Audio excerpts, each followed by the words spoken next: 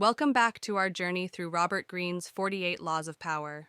So far, we've uncovered laws 1 through 37, strategies that reveal the hidden rules of influence, timing, and control.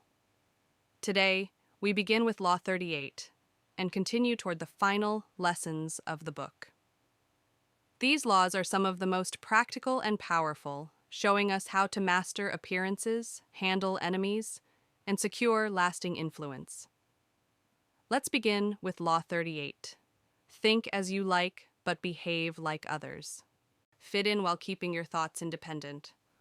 39. Stir up waters to catch fish. Create chaos to gain advantage. 40. Despise the free lunch. Value must be earned. 41. Avoid stepping into a great man's shoes. Build your own legacy. 42. Strike the shepherd and the sheep will scatter. Remove leaders to weaken groups. 43. Work on the hearts and minds of others. Win people's loyalty with persuasion.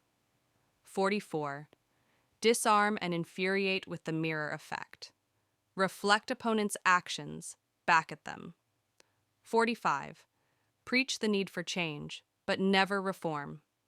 Too much at once, slow change prevents rebellion.